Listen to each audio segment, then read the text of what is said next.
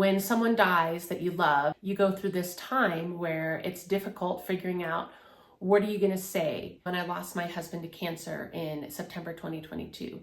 And what I've realized really works for me is this thing of checking in with myself and feeling, first of all, do I have it in me to even go out and be in public and be at some of these events where I know these questions are going to be asked? And especially in the early months when you're grieving, it's super important to honor the fact that you may not feel that you're anywhere near ready to be able to have the sort of small talk conversations. And people in this culture don't know how to deal with death.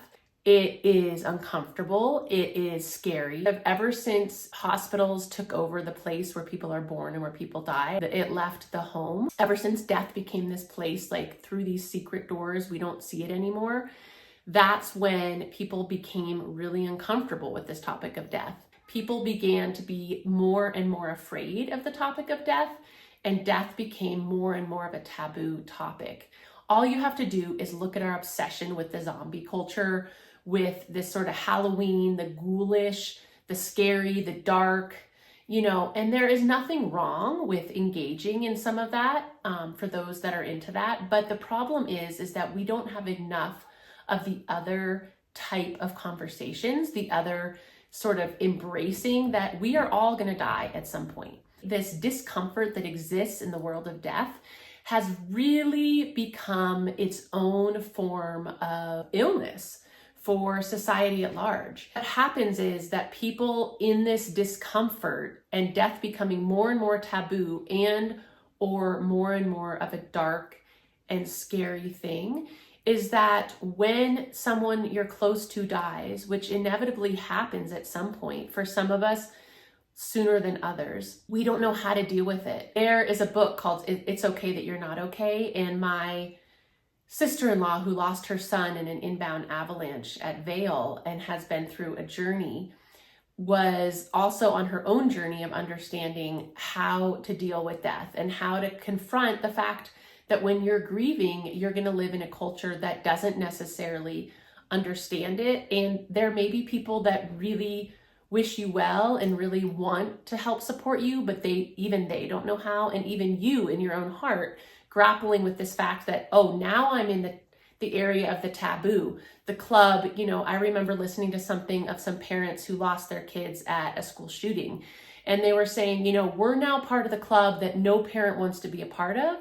But once you're in that club, once you cross that threshold of losing someone that you're super close to, you have to confront not only your own grieving and your own sadness and loss, but you have to confront the fact that wider society doesn't get it, isn't anywhere near close to being able to get it.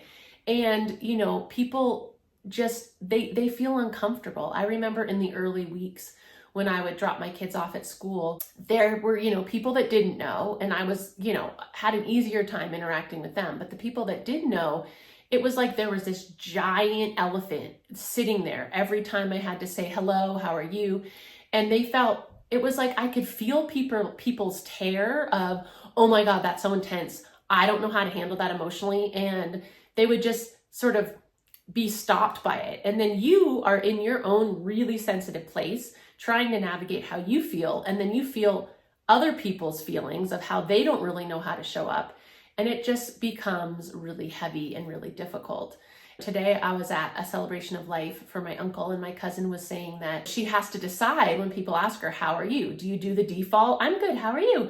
Or do you trauma dump? No one really wants to trauma dump, but you end up sort of waffling between this, okay, I'll just lie and put on the, hey, I'm great, how are you? Or I'm fine, how are you? Maybe you don't say great. Or do you really give an honest answer, like I'm really struggling, and risk tearing up? What you realize is that you have to figure out who's asking and are they ready for the answer? And most of the time, the people asking are not actually wanting the answer of, the true answer. They may think they want the true answer, but it just is too uncomfortable.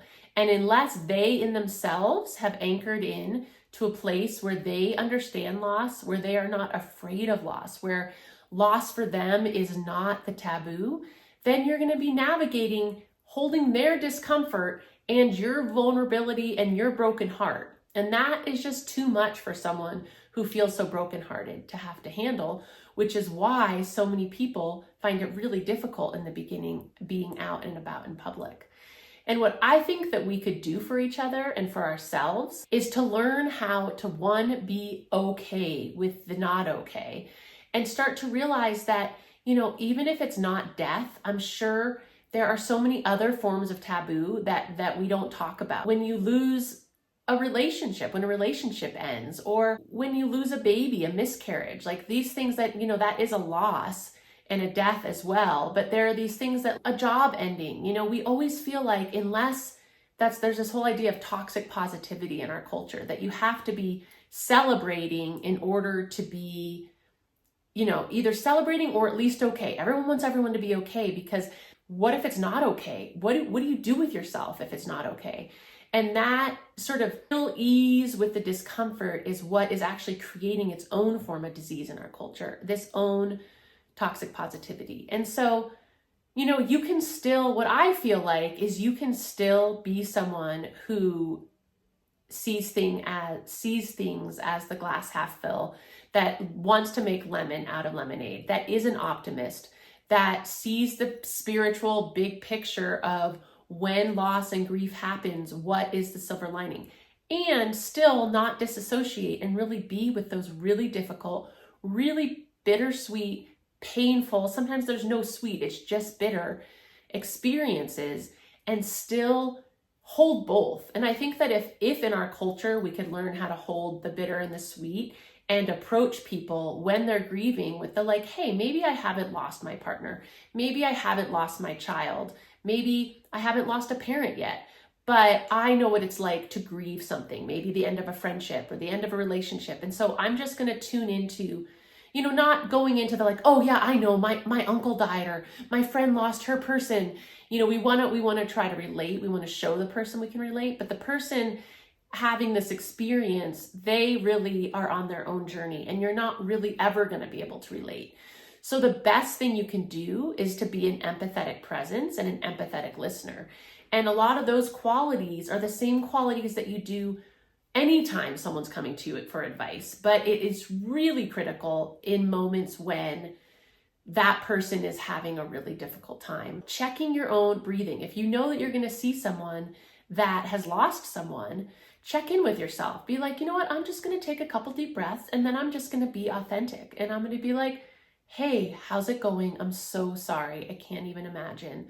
I just want you to know I'm holding so much space for you, and I love you, and I'm so sorry that you're going through this. That's all someone needs. They don't need you to tell them about your person who happened, or have they, read this book, or, any other thing you might come up with because you feel uncomfortable, or just that feeling of, I'll just say hi and I don't know what to say, so I'll just hold it in, because they can feel that. Ground into yourself, and from that place of being grounded, then you can come out and begin to interact with the other person.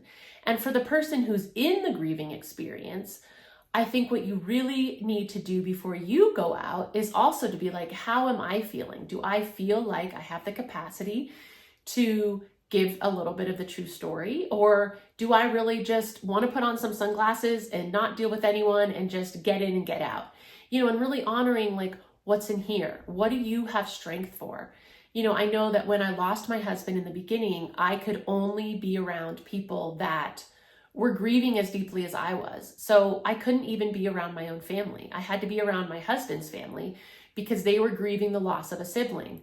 And that was the only thing that felt safe to me emotionally. And then eventually my circle got bigger and I was able to interact with more people. But my closest of friends, and I'm not saying this is the way to go for everyone, but for me, that's what I needed. I needed to really go in, just be with my kids, just be with my husband's family, and go into this place of sort of isolation. And then as I began to move out, it was sort of, how do people show up in a supportive way? And if they were able to be supportive and grounded, then I felt like, oh, they're grounded in themselves. I can lean into them a little bit. And, that was the way that I was able to navigate it. So I think that key takeaways is that when you are in a process of grief, it's really important to check in with yourself anytime you're going to have a social interaction and really get used to, we should be doing this even when we're not grieving.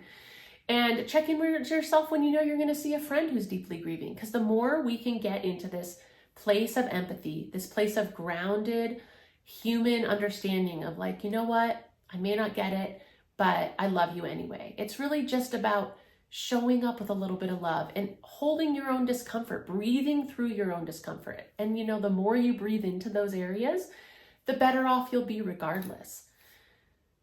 So that's a little bit about navigating the grief journey. And if you found this video enjoyable, please click on the next one and follow me and subscribe to Venus Consciousness. Thank you for tuning in.